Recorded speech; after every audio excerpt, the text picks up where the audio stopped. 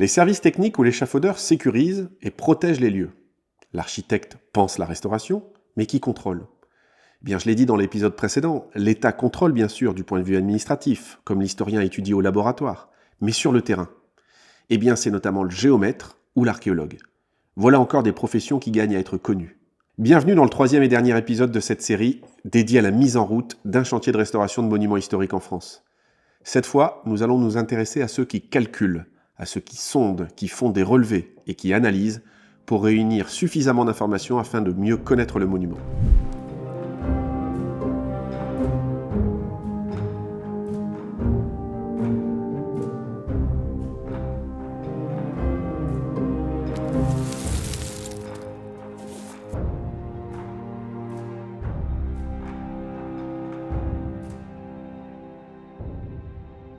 Ça va peut-être vous surprendre, mais on connaît mal nos monuments en France. Bon, là, tous les historiens et les acteurs du patrimoine qui nous regardent viennent de faire un bond sur leur chaise en m'entendant. Hein. Mais sincèrement, on connaît mal notre patrimoine. Même pour les spécialistes de la question, c'est compliqué. Tout simplement parce qu'il n'a pas encore été possible, et je pense que ce sera jamais possible d'ailleurs, de consulter toutes les archives concernant tel ou tel site. En plus, ils sont pas inventoriés, pas centralisés, bref, c'est compliqué. Et puis, ajoutons que les spécialistes sont même pas toujours d'accord entre eux.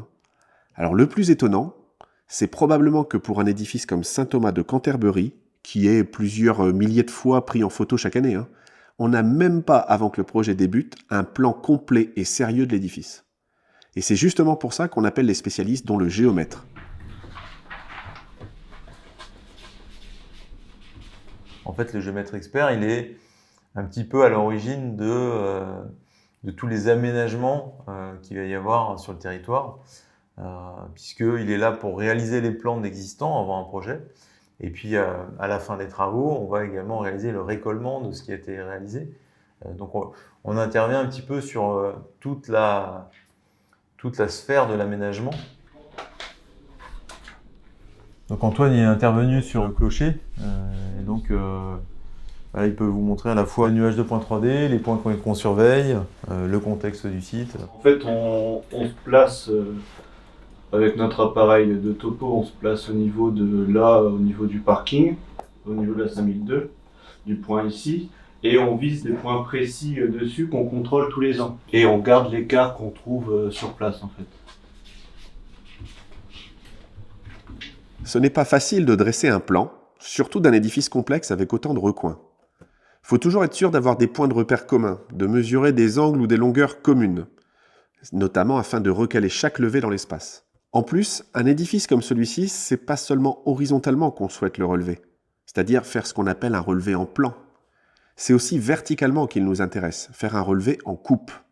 Et là, bonjour. Parce qu'un plan, on arrive toujours plus ou moins à en faire le tour de l'édifice, à prendre du recul, à le regarder sous un angle ou sous un autre. Mais en coupe, on ne peut pas se tenir au-dessus de l'édifice. On travaille toujours depuis le sol. Alors bien sûr, on peut monter aux étages, on peut aller jusqu'au dernier niveau dans les combles, mais on ne le verra jamais avec la vue du dessus, par exemple, au-dessus du toit. C'est donc bien difficile d'effectuer la coupe d'un édifice que l'on voit que d'un angle. Heureusement, depuis quelques années, il y a des nouvelles technologies qui nous aident.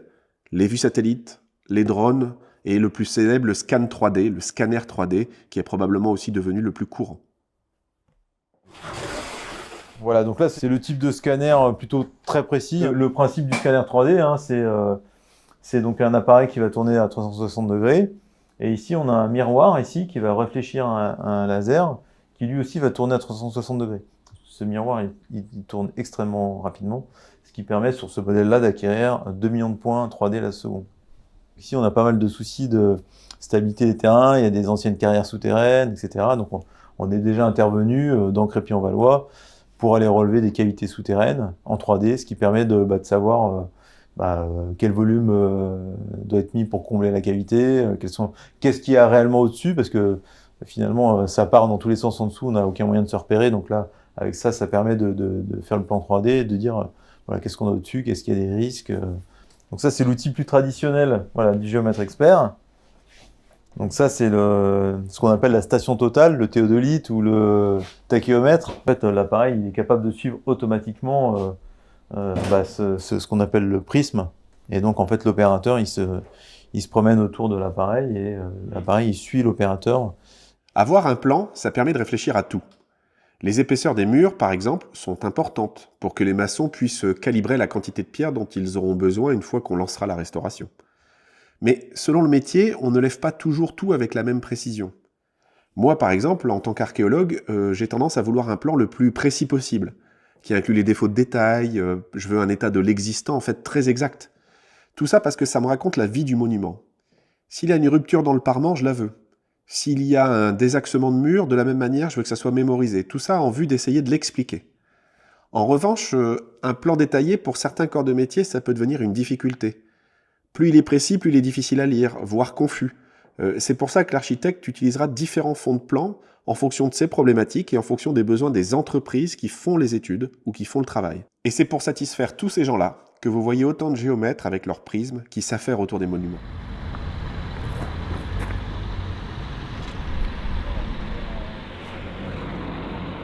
Alors en fait, j'ai lancé ce qu'on appelle ça un scan vulgairement, ça veut dire qu'il va faire les mesures, il va faire un nuage de points. Du coup là en fait il va tourner sur lui-même comme ça, mais aussi comme ceci. La vue de l'ouvrage là-haut, elle est assez limitée vue d'ici. Hein. Oui, c'est ça. On voit qu'on a l'échafaudage qui nous gêne, donc on a une vision limitée. Après, il y a quelque chose qui est important en lasergrammétrie, c'est l'angle d'incidence du laser. Donc là, on est face à un pan du clocher, donc on a une précision qui est bonne. Mais par contre, sur les côtés, c'est un laser fuyant, donc on perd en précision. Donc c'est pour ça que c'est bien de bouger, comme l'a expliqué Antoine, de bouger autour pour bien avoir à chaque fois une précision optimale sur les points de contact.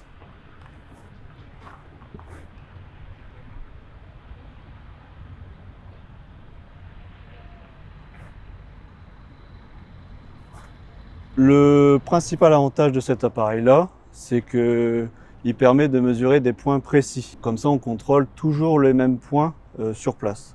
On vise nos points connus qui sont tout simplement sur le clocher. On met les coordonnées, on regarde effectivement, on contrôle un peu visuellement ce que ça donne. On sauvegarde et ensuite c'est au bureau qu'on contrôle, qu'on fait le tableau Excel et on refait un contrôle sur nos mesures. Un monument, ça vit, ça bouge. Au quotidien, sous l'effet du vent par exemple, ça se déplace très légèrement. Surtout si c'est haut et fin comme les tours de l'église Saint-Thomas par exemple, qui peuvent varier de quelques millimètres. Par exemple, la dernière fois qu'on est allé, c'était le 7 juillet, et on constate les écarts sur 80 mois.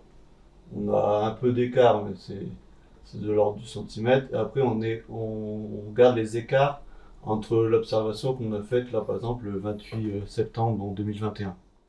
Je vous ai beaucoup parlé du géomètre, mais n'oublions pas que de nombreux acteurs autres travaillent pour permettre de mieux connaître l'édifice, notamment le géologue ou l'archéologue. Alors justement, l'architecte avait besoin d'en savoir davantage sur les sols sur lesquels repose l'église. Pour cela, il a fait appel à un cabinet d'études des sols, qui fait des études géologiques. Et de ce fait, ils allaient creuser. Alors à partir de là, ils risquaient évidemment de rencontrer des vestiges archéologiques, et soit de ne pas les identifier, soit de les identifier mais de devoir les détruire pour aller plus loin ou plus profond. C'est normal, mais c'est ce qu'on appelle un risque d'atteinte aux vestiges archéologiques. Et du coup, on appelle l'archéologue. J'y ai contribué en tant qu'archéologue au nom du Conseil départemental de l'Oise. Et je vais laisser ma chef de service vous expliquer le principe de notre intervention. Les archéologues peuvent intervenir sur des chantiers de restauration de monuments historiques à plusieurs titres. Il est vrai qu'on les contacte souvent quand le sous-sol est impacté par des travaux, pour observer si des vestiges vont être menacés par ces travaux. Mais les archéologues interviennent aussi sur tout ce qui est en élévation, sur le bâti, parce qu'ils ont une connaissance en fait des pierres, de leur histoire, et ils peuvent comprendre donc l'histoire du bâtiment à travers des observations de type archéologique. Il y a des interventions qui touchent le sous-sol, qui sont souvent au pied de l'édifice parce qu'on fait des sondages de reconnaissance ou des tranchées de réseau. Donc on va observer les vestiges potentiels qui peuvent s'y trouver, observer aussi les fondations de l'édifice. Tiens, justement, je vais vous parler de pourquoi les sols ne sont pas toujours à la même hauteur historiquement. En gros, pourquoi en archéologie, quand on fouille en profondeur, on trouve des sols plus bas que le sol actuel ? C'est assez simple. Aujourd'hui, sur l'église Saint-Thomas, vous marchez à peu près à cette hauteur. C'est-à-dire que quand vous vous promenez, vous êtes là. Mais vous marchez sur du goudron du XXe siècle, qui a lui-même été posé, par exemple, sur les pavés du XIXe siècle. Tout ça, ce sont des couches qui ne sont pas très intéressantes. Par contre, si on remonte un peu le temps, les pavés du XIXe siècle avaient eux-mêmes été posés sur la terre battue du XVIIIe siècle, ou du XVIIe siècle, ou du XVIe siècle. Et puis, il se trouve qu'au XIVe siècle, devant Saint-Thomas, au départ, il y avait un sol construit en terre glaise, par exemple, ou même en calcaire concassé du XIVe siècle. Résultat, au Moyen-Âge, on marchait là. Quand la route était plus bonne, on a refait une route, mais par-dessus. Puis une autre par-dessus, puis une autre par-dessus, jusqu'à la route actuelle. Et à chaque fois, on est monté de 10, 20 ou 30 cm. Et en fait, à l'échelle d'une vie, vous n'avez pas l'impression que le niveau du sol varie. Mais à l'échelle des siècles, vous marchez 1 mètre ou 1,50 m plus haut que ne le faisaient les anciens. Et donc, ça signifie deux choses. Premièrement, ça signifie que quand on fouille, on retrouve les sols anciens, mais aussi les structures anciennes. Par exemple, ma porte était plus haute, mon bâtiment était plus haut. Mais on retrouve aussi autre chose, c'est qu'on retrouve la véritable hauteur du monument et la véritable hauteur des structures. En conclusion, par exemple, si on reprend la fameuse légende qui veut que parce que les gens du Moyen-Âge étaient petits, les portes dans les villes étaient basses, eh bien vous comprenez maintenant que c'est faux. Si les portes vous paraissent basses dans les villes, c'est parce que c'est le sol qui est monté, ou le seuil de la porte qui est monté, mais pas du tout parce que les gens du Moyen-Âge étaient petits. Vous l'avez compris, on ne restaure pas en France un monument historique comme on répare une maison. Il y a des enjeux, des moyens spécifiques, des méthodes uniques. Les corps de métier sont variés, et avant même que les ouvriers, maçons, charpentiers, ferronniers ne soient sur le site, le chantier a même déjà démarré. Géomètres, échafaudeurs, agents techniques et même archéologues sont déjà à pied d'œuvre et sous la houlette de l'architecte qui propose les choix les plus raisonnables en termes de budget et en termes de conservation. Et de la même façon que l'on a classé l'église pour de bonnes raisons, on restaure sa tour-clocher pour de solides raisons. Parmi les plus évidentes, il y a la volonté de conserver la mémoire d'une période historique ou d'un territoire, incarné à travers le monument. Mais on peut ajouter qu'il y a aussi la volonté de conserver aussi un cadre de vie, qu'on soit amateur ou non d'histoire. On peut reconnaître à ces vieilles bâtisses un charme unique et indiscutable, ainsi qu'une insertion dans le paysage monumental de la ville. Enfin, il y a parfois des raisons plus spécifiques, pour ne pas dire spécialisées. L'État ne protège pas que ce qui est beau ou ce qui est en bon état. Il protège ce que l'on considère qui mérite de l'être parce que ça participe de notre histoire commune. C'est peut-être le cas d'une maison d'artiste, d'une grotte préhistorique inaccessible ou de notre monument. Et il pourrait ne vous paraître qu'une église de plus, incomplète qui plus est, mais c'est le rôle des acteurs culturels que d'expliquer en quoi tel site n'est pas tel autre, et en l'occurrence pourquoi Saint Thomas de Canterbury est exceptionnel. Et croyez-moi, je ne vais pas reprendre le dossier ici, mais elle n'est pas commune. Comme on a vu avec ces 3 vidéos, le processus qui mène du choix de restauration au début du chantier est déjà un processus complexe. Je suis allé à la rencontre de Marion Roux, directrice des affaires culturelles et patrimoniales de la ville de Crépy-en-Valois, et elle nous a exposé les grandes étapes du projet, et ce à quoi on peut s'attendre à l'avenir. On peut distinguer vraiment 3 phases sur le chantier de la collégiale Saint-Thomas. Il y a eu la phase 1, ce qu'on a appelé la phase 1, qui était vraiment tous les travaux conservatoires. C'est-à-dire, suite à l'effondrement en juin 2019, de juin à octobre, il y a eu vraiment un nombre de corps de métier qui se sont mobilisés très très important. La DRAC a mobilisé tout de suite un architecte en chef des monuments historiques qui est venu et qui a été le chef d'orchestre de tous ces métiers, qui avait pour mission principale d'établir un diagnostic le plus rapide possible, de stabiliser l'édifice, de prévenir d'éventuelles chutes, de poser des témoins pour vérifier le plus rapidement possible que ça ne bougeait pas, et de couvrir l'édifice avec ce très grand parapluie pour aussi protéger les abords et les personnes. Le plus long terme, nous sommes au moyen terme, c'est-à-dire la phase 2, qui consiste là pour le coup à entreprendre les travaux sur la tour-clocher. La tour-clocher a été diagnostiquée comme étant vraiment la jambe de force de ce chantier. Sans sa rénovation, sans sa restauration, rien ne peut être envisagé pour l'avenir de Saint-Thomas. Ce chantier, on part pour au moins 3-4 ans. Il faut l'avoir en tête, peut-être plus selon les aléas, mais on part pour plusieurs années. À l'issue de ces travaux, nous intégreront une troisième phase, la phase 3, qui sera vraiment la phase de consultation publique sur l'avenir de la collégiale. Et à partir de ce moment, nous pourrons envisager toutes les hypothèses de restitution, du fait de rendre accessible à nouveau cet édifice ou simplement le figer dans le temps à son état antérieur à l'effondrement. Comme je vous le disais en introduction du premier épisode, avant même que le chantier ne commence, un travail de l'ombre se met en place.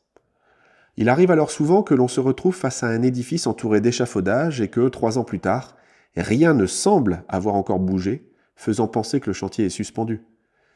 Mais c'est parce que le processus d'avant-chantier que nous avons découvert avec ces 3 épisodes est long. Il s'installe dans la durée, dans la mise en lien des intervenants, des études sur le terrain et en laboratoire. C'est un travail des services techniques de la ville, en relation avec l'architecte du patrimoine et les services de l'État, et où interviennent de nombreux acteurs, comme nous venons de le voir. Le projet passe alors par de nombreuses étapes, souvent très administratives. Et l'ensemble de ces étapes sont pourtant très importantes, afin de tout passer au peigne fin pour se poser les bonnes questions.